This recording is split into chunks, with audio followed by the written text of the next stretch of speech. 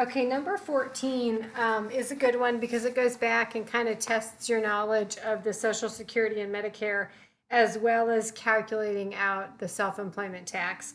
So as you read through it, it tells you that Marlene Grady and Pauline Monroe are partners engaged in operating a business.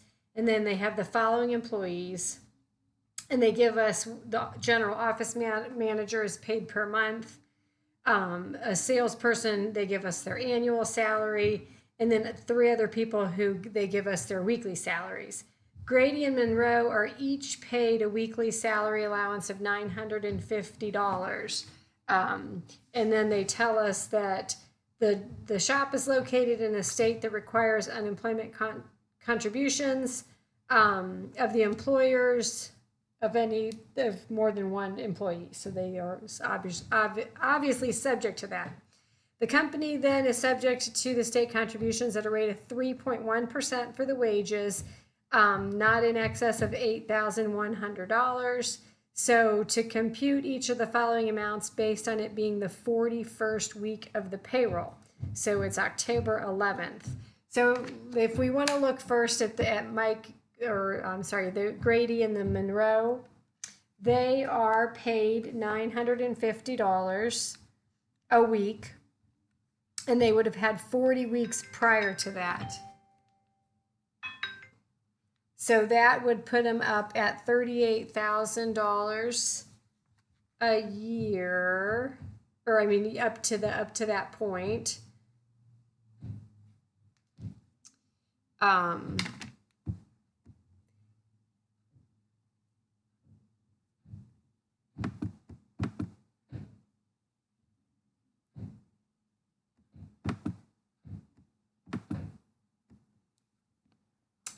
Okay, so sorry. So then they are so even though that only puts them up to $38,000 a year, if we look down here, they're partners, so they're not receiving a weekly actual paycheck. It's a weekly salary allowance. So then that's why there's no taxes being withheld up here in these first two columns. So then we go down to their first employee of Hoffman. So $1,700 a month, she would have had 9 months already paid to her. So she's up to $15,300. So I mean, she obviously is going to be subject to all of the wages. What you can see what formula they have done in here, if we look up at this cell, they've taken the $1,700 monthly salary times 12 to turn it into an annual salary.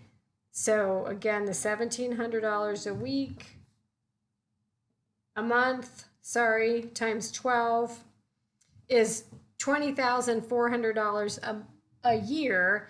And then if we divide that by 52, that gives us the $392.31 if we round it. Okay, then this next individual, they give us his annual salary, $15,000 per year. So again, look at your formula. They're taking the $15,000 and dividing it by 52 weeks, and that is his weekly salary.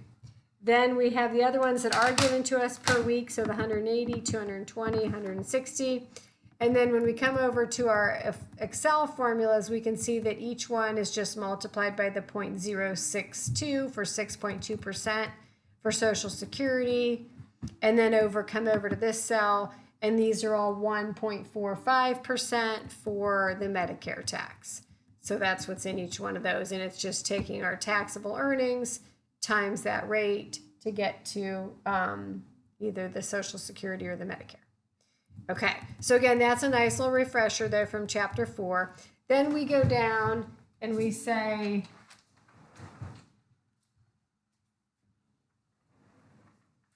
we're going to calculate out the total taxes. So here's our totals for that particular weekly paycheck. Comes up with that total. That should also tie to if we were to add these columns together. Again, those would equal the 76.93 and then the 17.99.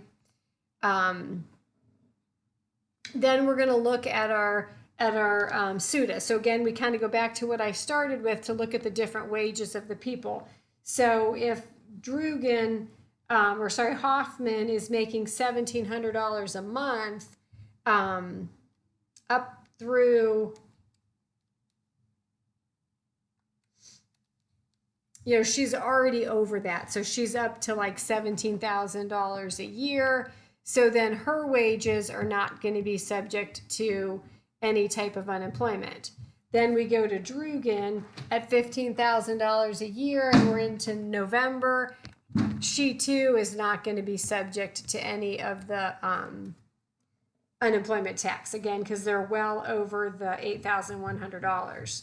So then we come down to Biter, who makes $180 a week, and we are in the 41st week. So 180 times the 40 weeks prior, she's up to $7,200. So then her entire amount is going to be taxable at Biter.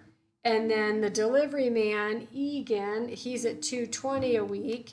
And again, we've had 40 weeks already paid. So $8,800, he's already over. So he's not subject to any unemployment tax.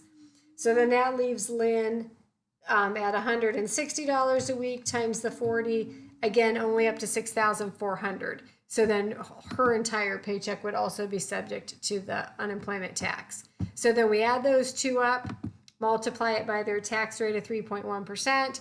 And because they're paying timely, they only owe the federal government the 0.6%. And then again, that's only Lynn, because Lynn is down at below the $7,000 in wages. The other one was up at above $8,000. So they were all paid up for their federal as well. So then we come down here and we total up the employer's wages. So their portion of the Medicare and the Social Security totals out the FICA at $94.92. Then we've got the $10.54 to SUTA, 96 cents to federal. So that would be what they would record as payroll tax expense for that particular week. So again, that's a nice one because you've got all the details. You've got some different rates to consider and different amounts.